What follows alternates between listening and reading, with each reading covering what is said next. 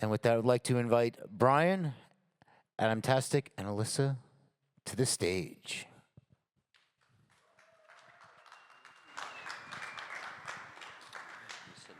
Yeah, hello everybody. Thank you Hello. for coming. Oh man. Good morning, everybody. Morning. Hi, this is Art First. We are a weekly podcast that you can catch on X, and we stream on X and YouTube, where we talk to artists and we talk about their process and what they do to get to the final image. So my name is Adamtastic. I'm also an artist. My co-host here is Bryan Brinkman. Hey everybody, good to see you. Excited to do the show. We do it live on the internet, but this is the first time we've actually done it live on a stage, so it feels a little different. It does. It feels good. It feels big. But I'm excited today to talk to our guest, amazing artist, Alyssa Stevens. So you know what we don't have on the show? Every week we do this, and we don't have an audience. Like, we do, but we can't hear them. So if you wouldn't mind showing a little love for Alyssa Stevens. Thank you. Amazing. I'm going to use that audio for future shows now that we have an applause. So thank you so much for coming and doing this. We're big fans of your art and your work. I don't know if we have slides. You have the clicker? I don't have a I'll clicker. go right and grab it. No, but in the meantime, so primarily you work physical and some digital. Obviously, that's why we're here with you. But you work in oil pastels mostly. Is that correct? Yeah, for about the past year, I've been mostly focused on oil pastel pieces, so both oil pastel on paper as well as oil pastel on canvas. Oh, excellent. Let's see if I can do this. Well, I'm going to hit a button and see what it does. All right. Okay. Oh, Oh, we've already. we have already started. I'm going to go past that. All right. Fantastic. All right. So let's talk about your process, right? Because that's really what we chop it up. We know you've been in NFTs for a while now, but it's more about like what gets us to a final image, right? So what kind of tools, maybe beyond just oil pastels, are you using, and why do you choose those tools? More recently, the past year or so, I decided to experiment with oil pastel. I've been in a much more physical phase of art, and I think I just loved the fact that they feel like really big crayons, and I just love creating more colorful work compared to some of my previous pen-on-paper line work. And my process is very intuitive and led by emotion, so I usually find it easiest to just start a piece than to finish, and I just kind of allow everything to flow through me, and it's very stream of consciousness and not planned really. So that's kind of a background of my process. That's a look at my color palette. Very colorful. I think they're beautiful. So you've been working in different palettes for a bit, but you've kind of like recently, I mean, moved into a style that looks like this right here. What goes into like the selection process for picking colors? Because I feel like, I know, you have artists like Bryan who very clearly define your style with sticking with a color palette, which is wonderful. And even though you're using lots of colors, this is very identifiably you, in my opinion. So like, what goes through your head when you're trying to figure out like what colors to pick for these? I think starting out, when I first started buying oil pastels, I kind of leaned more towards what was familiar to me, which was always more like primary colors, which you can see in a lot of my previous digital work as well. But then I kind of wanted to branch outside of that, and I had people telling me I should experiment with different colors, which felt kind of scary, but I've been creating with a lot more like pinks and purples, which I never thought I would like, so that's been really fun. But I think my process in general is very open, and I just try to experiment as much as I can, and I don't put too much focus on the finished product, but more in just allowing myself to explore. Do you work within like a framework of rules at all? Because I can see, what might be considered like loose rules to form a piece. Yeah, it's definitely looser. I've seen my process kind of change since I first started with oil pastels, and I think my earlier physical pieces were really messy and kind of like, it felt like I was scribbling a lot, and I do love that, but I think since then my pieces have become a lot more, there's a lot more form and structure, so it's just kind of interesting to see how that changes. I don't think like one is better than the other, it's just me kind of exploring and seeing what happens. Yeah, it feels, your earlier works, which you kind of talked about, felt more like thin, dark lines and more sparse on the canvas, where now you're creating these more fuller, richer shapes. Do you find that you kind of have symbols and iconography that you go to, whether it's like a moon or a rainbow, or like, you said you kind of flow through that, but do you find yourself repeating some of these same like moments in that process? Yeah, I definitely do have like a few recurring motifs that come through in my art a lot. I think stars come through a lot, but also anything to do with like the human face, and sometimes I'm seeing even like body parts like hands and stuff. And I think that's because my art really touches upon this contrast between humans in our natural form and kind of these more structured machine-like systems that we're kind of pushed through in our lives. So I think even though my work looks really free and kind of chaotic, in a way there's a lot of like mechanical forms that come through as well. So I think that's kind of what it represents. Yeah. So what are you drawing on right there? Is that like a muslin, or is that paper, or is that That's canvas? an unprimed canvas, which I kind of have found I prefer working on unprimed canvas, which I know kind of goes against the rules, but I just prefer that, so. Do you have to put some sort of like sealant spray on it when it's done to make it so it doesn't rub off on things, or is it pretty safe? I don't like sealant. I've just found that it changes the texture and color a little bit, so I just put glassine over it to protect it, so it's kind of like a wax paper until I can get it framed or something. That's really cool. And so people here might be wondering, why are we talking about physical art at an NFT? I should say Alyssa is a prolific NFT artist, both making physical works nowadays, which are also minted as NFTs, but also worked digitally using digital software. And you want to talk a bit about how you made some of the, like this piece, what software you used for this collection? I used Procreate on my iPad, but this is my first ever collection called Interconnected Planes. And it's about 100 pieces, and they're all hand-drawn one-of-one digital pieces. And I made most of them before I even knew like what an NFT was. I was just kind of making art for myself, and then I learned about the space, and I had all this art kind of ready to go. So yeah, it's a very special collection to me. I love it. So when we see stuff here, you know, working in Procreate, and more recently with the oil pastels, when you're working in the pastels, so like these are they scans or photos? Like how are you getting them into the digital side? So these pieces are a bit bigger. They're about 36 by 36 inches each, so I have to photograph them. And it's honestly like the longest part of my artistic process is photographing them in good lighting, and then I import the image to Photoshop, and I sometimes spend like 5 hours editing it until I get it how I like. Just kind of cleaning it up and fixing the colors and everything. That was going to be my next question, was like if there's any post-production or to what level. Yeah, have you ever done any animated pieces, or? I have done a few animated pieces digitally in Procreate, but I don't know a ton about animation, so I kind of just figured it out, and I do have maybe like 2 or 3 animated pieces. So with pieces like the Super Rare, these are physicals that are then NFTs. If someone buys the NFT, is there a physical included, or you keep those as 2 separate kind of entities of collectibles, or how do you go about that? Yeah, so I've been selling the pieces with the physical included. So the 2 on the left I just sold a couple weeks ago, and I dropped them off at the framer. Congrats. Thank you. So I have to pick them up from the framer in a couple of days, and then I'm actually driving them down to Florida to the collector. So I'm making a whole road trip out of it because they're really, really heavy because I framed them behind museum glass. So I just don't know how I would send them, and I'd be scared to damage them. It's a very safe drive. Yeah, but that's better than like just getting in a van with like FedEx. I don't think I'd trust. Me either. Yeah, that's fantastic.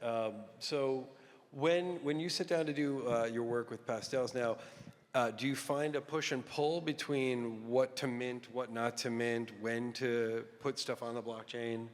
Yeah, definitely. I feel like since I started doing a lot of physical work, a big part of the process has been curating and figuring out what I do want to mint and being much more intentional with what I mint, because I think in the past I just would get really excited and come out with work and mint it, and now I'm realizing like that's forever, so I want to make sure it's really my best work and I feel good about it being on the blockchain.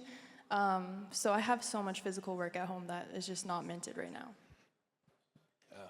That's very cool. I'm curious, I mean, when I look at your journey, you've been a great example of an artist that has kind of built themselves up through various systems, whether it was the Station 3 residency program and recently the Blondie residency program. I'm curious how you feel, you know, maybe to artists that might be listening to this, how to go about kind of growing in this space and how you've found success that way.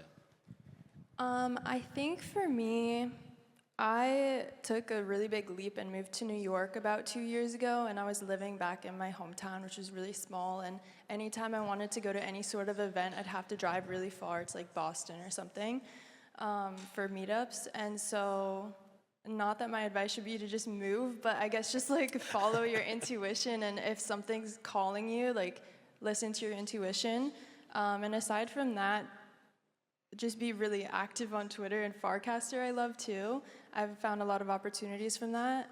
But yeah, recently I haven't been as good about being active on social media, but that's definitely what I think has helped me get to where I am now. That's wonderful. You know, there's plenty of artists that can do all. It's amazing because we can do all this out of our homes, right? Even if we don't live in New York, if we're in a small town, we can still get our start.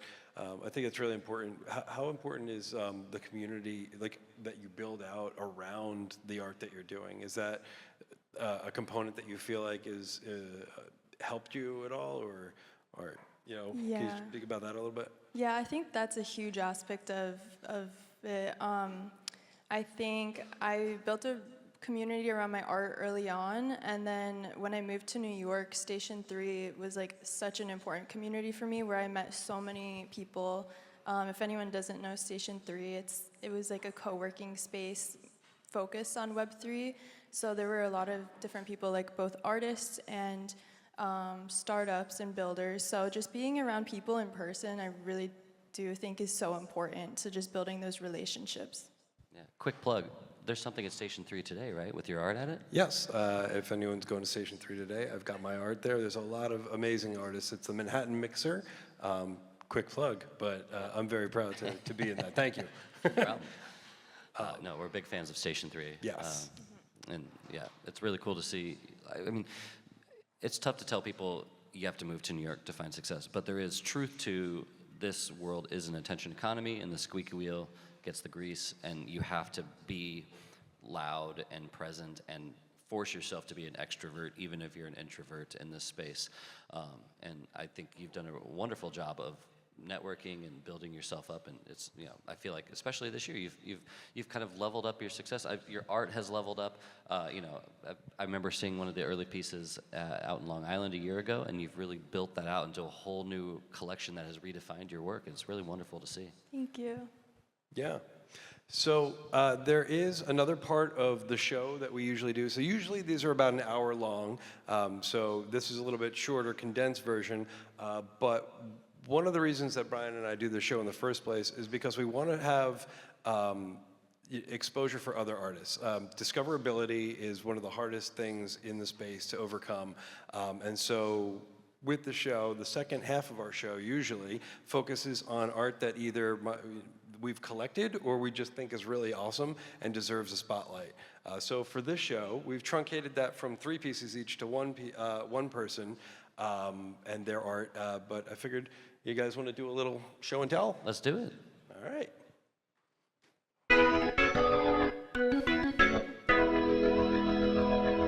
Music by Adam. That is loud, yes. Okay, so we're going to start here, kick it off with Alyssa's pick. Why don't you tell us what we're looking at here behind us and why you picked it? I chose Olivia, I think her last name is Pettigo. She, I think, is an amazing artist. She does a lot of work in Blender, and I didn't even realize she was on the show before. I just love her as an artist, and there's something about her work that feels very dreamy, nostalgic, and feminine, which I love. It really stands out to me and just kind of transports me to another world, and I just think she's really talented, because making scenes like this in Blender, I can imagine, is really tough, and she also has made like videos through Blender, and I think that's really cool. Yeah, we had her on the show not too long ago. People can check out back episodes are on YouTube, and yeah, her work is got that sort of like nostalgia feel. It really taps into a feeling of like places we've been but never really been. Definitely dreamlike, and I think she's a fantastic artist. Yeah, she's wonderful. And I think what I think is really fun about her is that she's very young. I think she's in, I don't want to say her age, but she's young enough that the work that she's referencing nostalgia-wise is before her time. Yeah. And so what it is it's this kind of like, if we were to make art based on the 70s, we're seeing kind of how the new culture is recontextualizing this nostalgia of early technology and turning it into this kind of dreamlike perspective. And it's really wonderful to see her work. Some of this doesn't do her enough justice because a lot of her work is short films that are just mind trips. Definitely worth checking out her work because it is, like you said, short films, and they hold, I mean, in an attention economy when there's very little attention, they hold attention, like they demand attention, and you sit there and you just, you're not sure where it's going, and it just keeps going down like rabbit holes of nostalgia, I would say. So definitely worth checking out. After this, we're gonna air this on our Twitter and our YouTube channel. We'll put links to all of the artists that we talked about today and all the art for a show on Twitter, and people can follow along there. You wanna take a look at the next piece? Yeah, great pick. Great pick. I don't have my Good stuff. my good stuff logo, yeah. All right, let's see. Next up, Bryan. So I picked this piece by Anthony Hileyman, who goes by Mount Vitruvius. And I picked this because where I think Alyssa's work is this wonderful, complicated hand-drawn art, I see this as a kind of a counterpart of code-based art. And so he created this using generative code through the ArtBlocks engine, and he created about 100 or so outputs. And each one I just think is a beautiful piece of work that really mimics kind of a hand-drawn thing, but it's all algorithmic and randomized. That's fascinating. Do you know if it's like JavaScript, like a P5? I believe it's P5.js. Yeah. I tried my hand at that. It didn't work out. Well, it's getting easier. I mean, now with Claude and Cursor and all these things, people can vibe code generative art in a way that you couldn't do a few years ago. I think there's going to be a point where almost everything goes through an AI engine to some degree, whether it's just to check your code. Yeah, it's really impressive. I mean, just the fact that this could all, and I'm assuming, run off of one back-end generative code base that creates all these different variants. How do you feel about art like that? So as someone who does something in a similar vein, but generating from your brain, obviously. I think it's so cool. I've actually really been wanting to learn how to get into generative art. I have very little experience coding. I have some, but it seems like it would be a very different process for me. But I'm a huge fan of Mount Vitruvius's work. So, yeah. And I guess to that point, like, what are your thoughts on like code-based generative stuff, like coming in and trying to replicate what you do? Because I know some people feel a certain way about that, but I don't know. It seems like you might be open to exploring things like that. I feel like I'm pretty open to like any sort of technology, and especially generative art, because I'm not super familiar with the process, but I don't think it's like AI where you just take inspiration like that. I think most artists create their own code and use their own art that they've already created, and I think that's really cool. Yeah, I think one recent example is F. and did put a piece out called Cities, which is minting on ArtBlocks right now, but he's another artist that primarily used paint and made these pieces much like yourself, and he worked with the developer to kind of replicate that workflow and create pieces that are in that style. And I think it was a pretty successful kind of one-to-one attempt at making his work generative. Yeah, it's gorgeous work. People should check that out. We should link that too. Our last piece here is a piece that, so I own the piece on the left. It was an addition, and on the right, I don't own that, but it's beautiful. Out of Focus and Sun May Shine by Use. It goes by User XYZ on Twitter. He's a traditional painter, but he takes photos and mints everything on blockchain. But I don't know, there's so much emotion and heart in his work, and I feel deeply connected when I see it, especially the piece that I picked up, because I was feeling, it brings up all those emotions of not being seen or feeling like, in your own head. But also I love his textures and the colors that he uses for each piece. And there's definitely this even though the other character isn't, meant to be out of focus, it's that sort of ethereal, dreamlike feel to it.